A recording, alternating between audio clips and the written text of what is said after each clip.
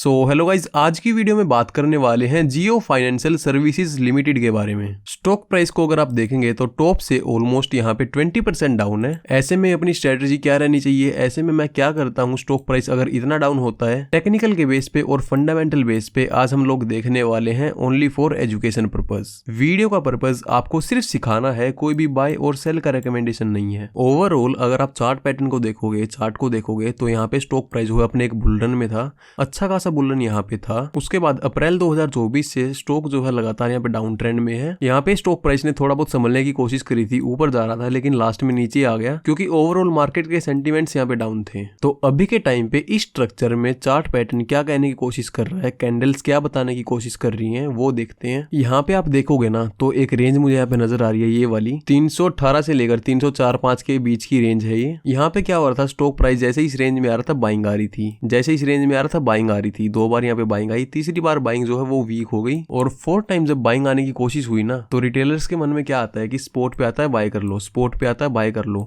Stop loss लगा के वो लोग काम करते हैं। तो अभी 4 टाइम जब स्टॉक प्राइस अपने रेंज में आया तो क्या हुआ, स्पॉट पे आया, रिटेलर्स यहाँ पे बाइंग करने लगे। स्टॉक प्राइस थोड़ी बहुत बाइंग दिखा के यहाँ पे पूरा डंप मार दिया। और आप जो ये कल वाली कैंडल देख रहे हो रेड कलर की, जिन्होंने भी यहाँ पे स्टॉप लॉस लगाए थे ना इस लेवल पे, इस लेवल पे या फिर इस लेवल पे, सबके स्टॉप लॉस यहाँ पे खा दिए, वीक हैंड्स को यहाँ पे बाहर निकाल दिया। और ऐसे में हमारा एक कंसेप्ट यहाँ पे लागू होता है जिसे हम बोलते हैं liquidity SVEEP and reversal. Liquidity होती क्या है, लिक्विडिटी होती है स्टॉप लॉसेस, जहाँ पे मार्केट को स्टॉप लॉस दिखते हैं, मार्केट उस डायरेक्शन में जाता है पहले। जैसे यहाँ पे जो ये रेंज थी इसके नीचे बहुत ज्यादा लिक्विडिटी थी, लोगों के स्टॉप लॉस यहाँ पे पड़े हुए थे, मार्केट ने ये कैंडल निकाली और सबके स्टॉप लॉस खा लिए। उसके बाद ये वाली कैंडल में अगले ही दिन एक 6.5 से 7% का जंप अच्छा खासा देखने को मिला। तो ओवरऑल मेरा व्यू क्या है कि जो लिक्विडिटी थी नीचे की तरफ, नीचे वाले एरिया में, इस एरिया में, वो यहाँ पे मार्केट ने इस कैंडल में स्वीप कर दी है और अब यहाँ से रिवर्सल आ सकता है। अभी स्टॉक प्राइस जो है 318 के लेवल के आसपास चल रहा है। और दूसरी चीज आप यहाँ पे देखोगे, जो ये वाला स्पॉट एरिया था इसमें यहाँ पे एक चार्ट पैटर्न का फॉर्मेशन हुआ था जिसे हम बोलते हैं कप विद हैंडल। ये पूरा का पूरा कप था, ये छोटा हैंडल बना यहाँ पे। उसके बाद जो लोग मार्जिन ट्रेडिंग करते हैं उनको यहाँ पे ब्रेकडाउन देके बाहर निकाला, या फिर जो लोग इस रेंज को समझकर, इस रेंज को स्पॉट समझकर बाइंग कर रहे थे, इसको ओवरऑल कप विद हैंडल मान रहे थे, उनको यहाँ पे अच्छी खासी सेलिंग में इन्वाइट करके, उनके स्टॉप लॉस हंट करके, उनकी पोजीशंस एग्जिट करवा करके एक अच्छा खासा कैंडल यहाँ पे देखने को मिला। अगर मार्केट को जेन्युइन नीचे जाना होता, स्टॉक प्राइस को जेन्युइनली नीचे जाना होता, यहाँ पे ब्रेकडाउन आ चुका था, थोड़ा बहुत स्टॉक प्राइस और नीचे जाता, फिर रिटेस्ट करता और फिर जेन्युइन यहाँ पे फॉल आता। और डाउन साइड में इसका टारगेट क्या रहता, ये जो रेंज है वो ऑलमोस्ट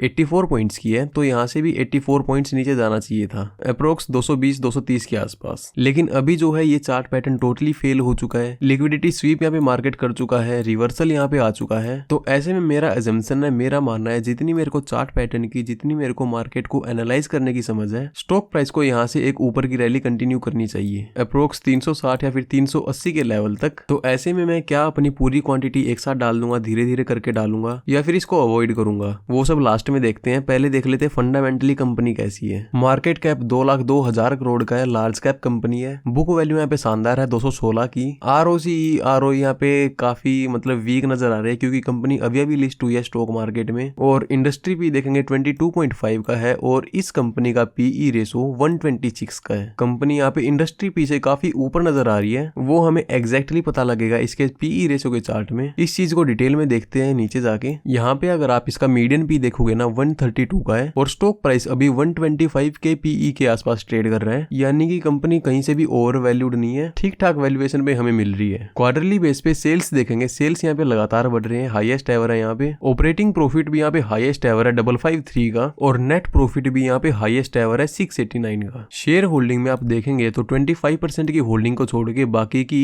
75% होल्डिंग स्ट्रॉन्ग हैंड्स के हाथ में है, तो शेयर होल्डिंग यहाँ पे बैलेंस्ड है। तो फाइनेंशियली कंपनी काफी बैलेंस नजर आ रही है। और एज यू नो मोटा भाई की कंपनी है, बिजनेस की उनको काफी अच्छे से समझ है, बिजनेस कैसे करना है, बिजनेस को कैसे एक्सपेंड करना है। अभी रिसेंटली ये होम लोन में भी और काफी नई नई सर्विसेज इन्होंने लॉन्च करी हैं। तो कुल मिला के मुझे बिजनेस में कोई दिक्कत नजर आ नहीं रही है। जो फिगर्स अभी इतने अट्रैक्टिव नहीं है, विद टाइम ये ठीक हो जाएंगे। तो अभी ये सब देख के मेरी स्ट्रेटजी यहाँ पे क्या रहने वाली है, अगेन मैं रिपीट करना चाहूंगा, ये मेरा खुद का एनालिसिस है, कोई भी बाय और सेल का रिकमेंडेशन नहीं है। तो कोई भी फाइनेंशियल डिसीजन आप अपने रिस्क पे लेंगे। मैं अभी इसमें क्या करने वाला वाला हूँ अपनी 35 to 40% क्वांटिटी इस लेवल के आसपास डालने वाला हूँ। और अगर स्टॉक प्राइस किसी कारणवश इस चार्ट पैटर्न को देखते हुए फिर से यहाँ पे, क्योंकि मार्केट के ओवरऑल सेंटीमेंट्स भी डाउन है, निफ्टी में हमने डिस्कस किया था कि हेड एंड शोल्डर का पैटर्न यहाँ पे फॉर्मेशन हो चुका है, तो निफ्टी ओवरऑल नीचे आ सकता है। उस चीज को देखते हुए स्टॉक प्राइस यहाँ पे फिर से थोड़ी बहुत सेलिंग कर सकता है। हालांकि इस चीज के चांसेस बहुत ज्यादा कम मुझे नजर आ रहे हैं, लेकिन फिर भी मैं एज्यूम करके चलता हूँ जहां से मैंने बाइंग करी है, जहां पे मैंने स्टॉक प्राइस में एंट्री बनाई है, वहां से 25-30% स्टॉक प्राइस फिर से डाउन आ सकता है। अगर यहाँ से डायरेक्ट निकल जाता है तो कोई दिक्कत नहीं है, अपना एक अच्छा खासा प्रॉफिट यहाँ पे हो जाएगा। लेकिन स्टॉक प्राइस मार्केट के सेंटीमेंट्स के अकॉर्डिंग फिर से नीचे आता है, तो मैं इस लेवल के आसपास अपनी होल्डिंग्स को एवरेज करने की कोशिश करूंगा। 25 to 30% क्वांटिटी फिर से यहाँ पे डालूंगा। और अगर स्टॉक प्राइस इस लेवल का भी ब्रेकडाउन देके नीचे आता है ना, 230, 240, 220 के आसपास इस वाली रेंज में, तो वो एक गोल्डन अपॉर्चुनिटी होगी। यहाँ पे मैं अपनी 100% क्वांटिटी डाल दूंगा और वेट करूंगा एक बड़े टारगेट के लिए। अगर मुझे सेफ जाना है ना, तो मैं वेट करूंगा इस लेवल में स्टॉक प्राइस के आने का। लेकिन अगर स्टॉक प्राइस इस लेवल में ना आकर के